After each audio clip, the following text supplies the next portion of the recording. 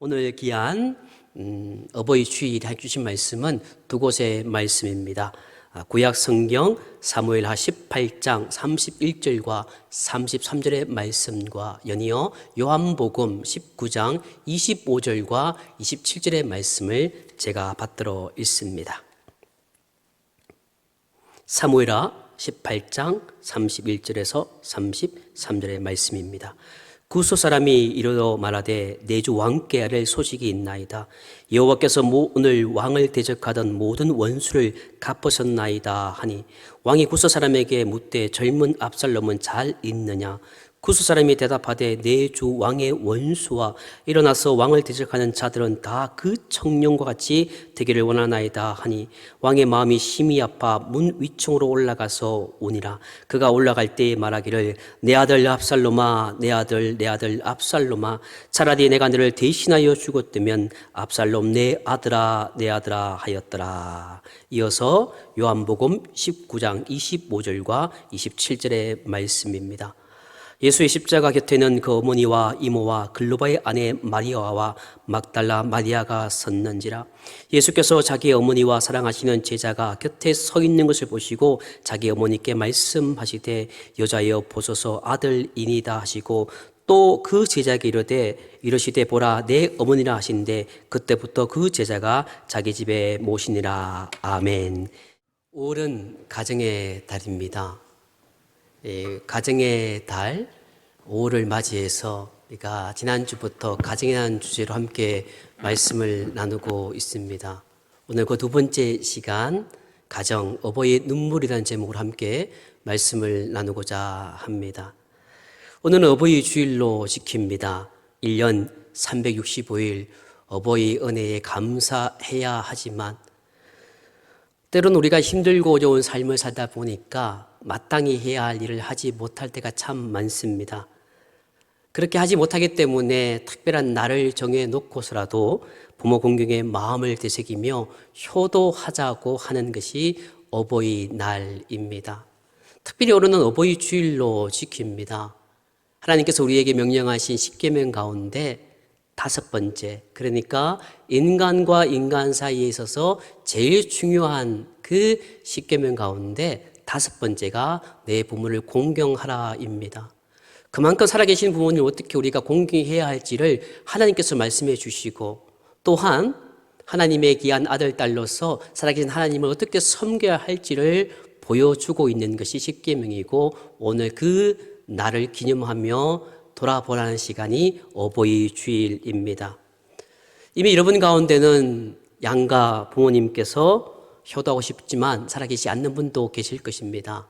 그러면 여러분의 주변에 어르신들 계시고 또 진종락교회 성도님 가운데 어르신들이 있을 것입니다. 그분들을 생각해 보기를 바랍니다. 감사하게도 부모님이 살아계신다면 다시 한번 우리가 오늘을 돌아보면서 어떻게 하면 살아계신 부모님께 효도할 수 있을까를 다짐하는 그런 시간 되기를 바라며 또한 하나님의 아들과 딸로서 살아계신 하나님 보시기에 아름다운 직분자로서 성도로서 하나님의 아들, 딸로서 효자 성도로서의 삶을 다짐하는 귀한 시간 되기를 간절히 소원합니다. 우리가 인간과 동물에 있어서 구별될 점이 참 많습니다. 그 중에 하나는 눈물이라고 합니다. 사람들은 슬퍼도 눈물, 기뻐도 눈물, 억울해도 눈물, 감격스러워도 눈물, 고통스러워도 눈물, 참회하면서도 눈물, 눈물은 참 다양합니다. 어떤 깊은 절망 속에서 남 모르게 흘리는 깊은 탄식의 눈물이 있는가 반면 어떤 목적을 이루고 난 뒤에 기뻐서 흘리는 그런 승리의 눈물도 있습니다. 심지어 어떤 때에는 아무 이유 없이 그저 나이가 들었는지 나도 모르게 그저 눈물이 흘러내릴 때가 있습니다. 또한 하품할 때 흘리는 눈물, 생리적인 눈물도 있습니다. 사랑하는 성도 여러분, 이런 눈물 가운데 가장 값진 눈물이 어떤 것이 있을까요? 아마도 자식을 위해서 흘리는 어버이의 눈물이 가장 값진 눈물 중에 하나일 것입니다. 사실 그러나 모든 눈물은 그 자체로 값진 것이 되지요.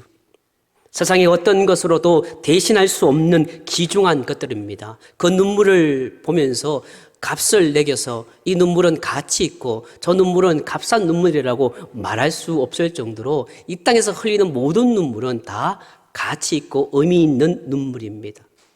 오늘 함께 읽었던 두 곳의 말씀 가운데 구약의 말씀을 보시면 이 아들 압살롬을 잃어버리고 흘리는 아버지 다윗의 통곡의 눈물이 등장하고 있습니다. 압살롬은 반란을 일으키지요. 아버지를 예루살렘 성에서 쫓아내고 왕자에 오릅니다. 그리고는 후에 아버지 다윗을 죽이려고 이제 전쟁을 일으키지요. 아버지 군대와 아들 군대가 이제 군대를 일으켜서 군사들이 치열한 전쟁을 하게 됩니다. 결국 이 싸움에서 압살롬은 다윗의 군대 장관 요압에 의해서 처참하게 죽어버리지요. 전쟁은 다윗의 승리로 끝났습니다. 그러나 다윗은 승리의 소식을 들었지만 반가워하지 않습니다. 압살롬이 죽었다는 소식에 왕의 체면도 다 내려놓고 그 성으로 올라가서 얼굴을 가린 채 통곡을 합니다. 그 통곡의 내용이 내 아들 압살롬아, 내 아들 압살롬아. 차라리 내가 너를 대신하여 죽었다면 압살롬 내 아들아, 내 아들아. 여기 처절하게 우는 아버지 다윗의 모습이 등장합니다. 다윗은 차라리 내가 죽고 압살롬이 살았으면 하는 그 바람에 마음이 담겨져 있습니다. 차라리 자기 생명보다 그 아들의 생명이 다시 새로 났으면 좋겠다는 소망의 눈물이 여기에 담겨져 있는 것이지요. 자신의 왕권보다 자신의 나라보다 압살롬이 살았으면 하는 그 소망이 담겨져 있는 아버지 다윗의 눈물입니다. 이것이 바로 자녀를 사랑하는 모든 어버이의 진정한 부모님 사랑의 마음입니다. 아무리 미운 짓을 하고 아무리 아버지를 향해 칼을 겨눈 아들일지라도 그 자식의 죽음 앞에서 자신의 생명을 주어서라도 내 생명을 주어서라도 그 아들의 죽음을 되돌릴 수만 있다면 그 어떤 것도 바치고자 하는 애틋한 아비의 마음, 그 심정이 고스란히 담겨져 있습니다. 다윗에게 있어서 아들 압살롬은 특별히 사랑과 애정을 쏘았던 아들입니다. 여러분도 자식을 키우다 보면 다 사랑해야 할 자식이지만 그 중에 좀 애틋하게 마음이 가는 자녀가 있을 것입니다. 너무너무 어려워서 젖을 먹이지 못했던 그 아들, 딸들, 너무너무 가난해서 제대로 양육을 시키지 못했던 그 아들, 딸이라면 더 마음과 애착이 가지요. 이 다윗은 많은 아들 중에서 압살롬에게 깊은 애정과 관심을 가졌던 아들이 압살롬입니다. 자, 그런데 그러면 압살롬은 그 어떤 자녀보다 아버지에게 잘해야 합니다. 감사해야 하지요. 그런데 감사하다는 말을 못할지언정 아버지를 죽이겠다고 전쟁을 일으킵니다. 이런 상황이라면 여러분 어떻습니까? 아무리 부모라 할지라도 흥분하고 분노하지요. 이놈을 당장 군대를 일으켜서 그 아들을 죽여버리라고 할 정도로 그 아버지를 떠나서 한 나라의 왕으로서 이것은 참을 수가 없는 그런 상황일 것입니다. 여러분 같으면 그렇지 않겠습니까? 자녀가 아버지를 죽이겠다고 달려들면 여러분 힘이 있다면 그 자녀 가만두시겠습니까? 그 사랑하는 어머니에게 칼을 겨누고 그 어머니를 죽이려고 하는 그 아들을 보고 여러분이 가만히 있겠습니까? 화를 내고 분노할 수밖에 없는 상황일 것입니다. 그러나 다윗은 전쟁을 위해서 전쟁터로 나가는 자기의 그 장군들 요압과 아비새와 이때 장군에게 이렇게 이야기합니다. 사무엘하 18장 5절 말씀입니다. 왕이 요압과 아비새와 이때에게 명령하여 이르되 나를 위하여 젊은 압살롬을 너그러이 대우하라. 그 왕이 압살롬을 위하여 모든 군지휘관에 명령할 때에 백성이 다 들으니라. 아멘. 여기 보시면 나를 위하여 젊은 압살롬을 너그러이 대우하라 라고 이야기합니다. 자, 여기 보시면 이 본문의 성경의 한글 번역에는 너그리 대우하라라고 되어 있는데요. 이 원어의 뜻은요, 조금 더 의미 있게 다가옵니다. 그것은 바로 다치지 않게 조심스럽게 대우해 달라고 간곡히 부탁을 합니다.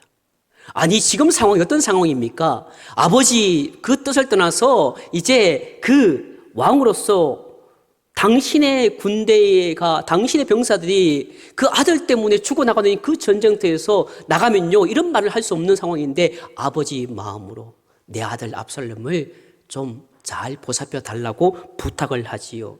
이것이 자식을 향한 부모의 마음입니다. 다윗의 관심은 온통 자기 압살롬에게만 있었던 것입니다. 아무리 아들과 전쟁을 벌이는 상황이지만 한 나라의 왕으로서 승리의 소식을 기다릴 수밖에 없는 그런 긴박한 상황이었습니다. 그러나 다윗은 전쟁의 승패에 전혀 관심이 없었습니다. 전장터에 달려온 전령이 이렇게 해갑니다. 하나님께서 왕에 대적하던 모든 원수를 이와 같이 되기를 원합니다라고 그런 전령이 소식을 전합니다. 이런 상황에서 다윗은 마땅히 기뻐하고 그리고 즐거워해야 할 것입니다. 왜냐하면 아들을 떠나서 당신의 군대가 승리했고 내 백성이 살았다는 그 소식에 어떻게 승리했느냐고 물어야 할 상황 속에 다윗은 그 전령의 반응에 어떻게 첫 질문을 던지고 있을까요? 사무엘하 18장 32절의 말씀입니다. 왕이 구스 사람에게 묻되 젊은 압살롬은 잘 있느냐?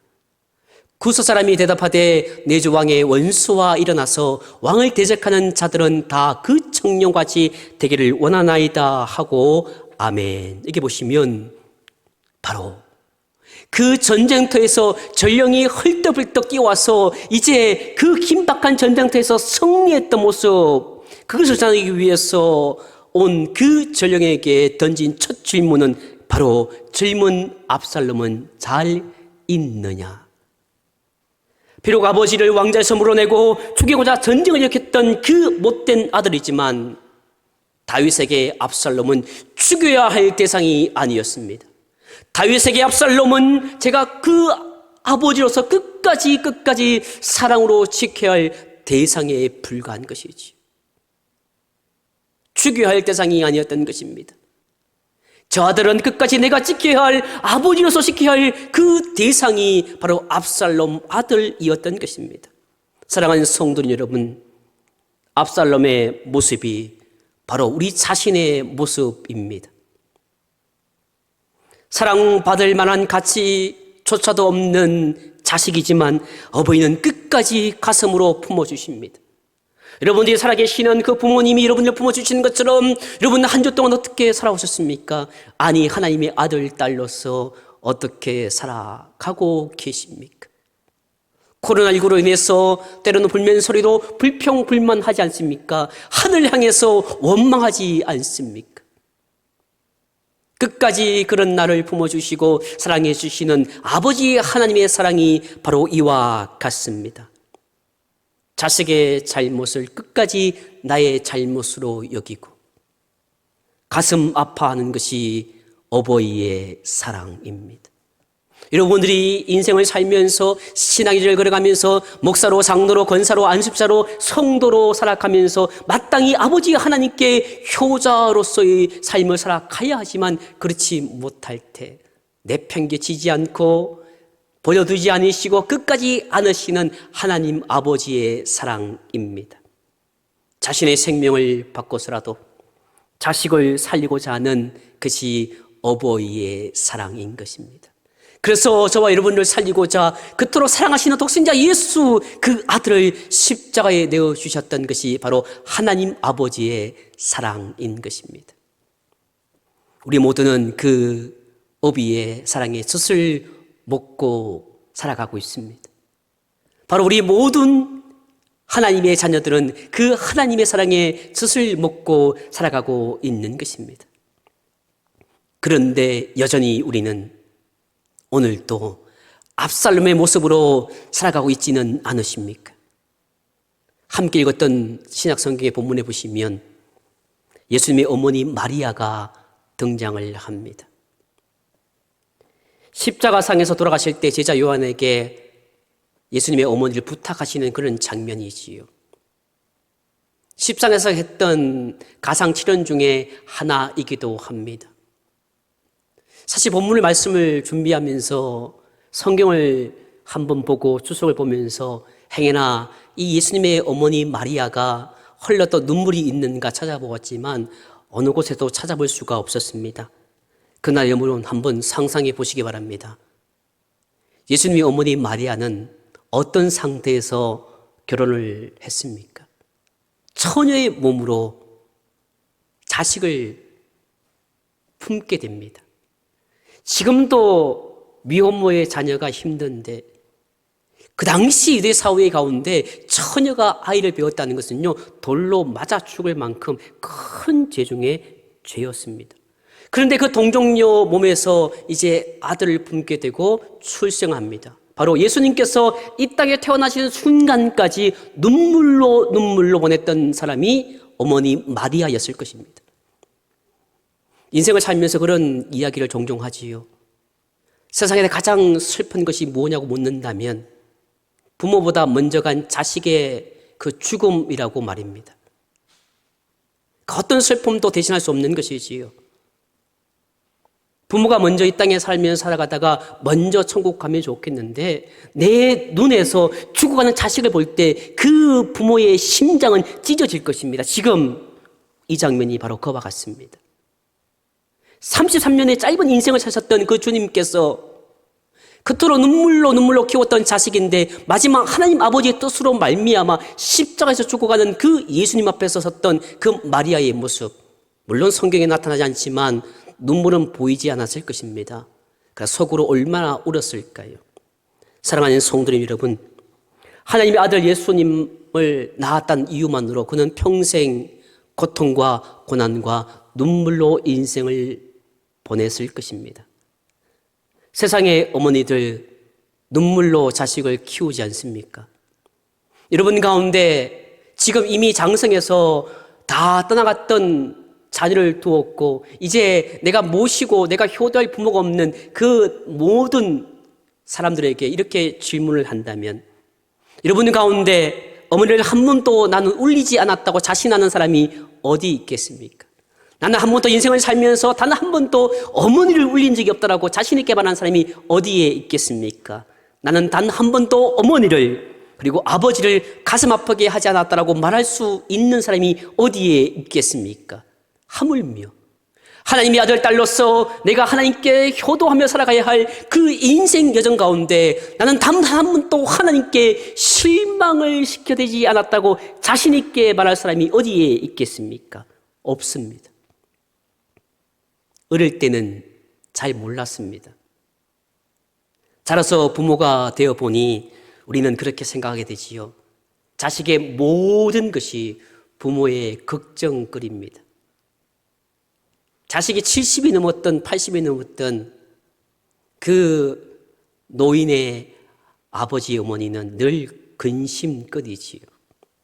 평생 부모는 눈에 눈물이 마를 날이 없다고 합니다. 말씀을 준비하면서 인터넷 뒤진 가운데 어버이 눈물이라는 신희상님의 시가 있어 그 전문을 가지고 이 시간 읽어드립니다.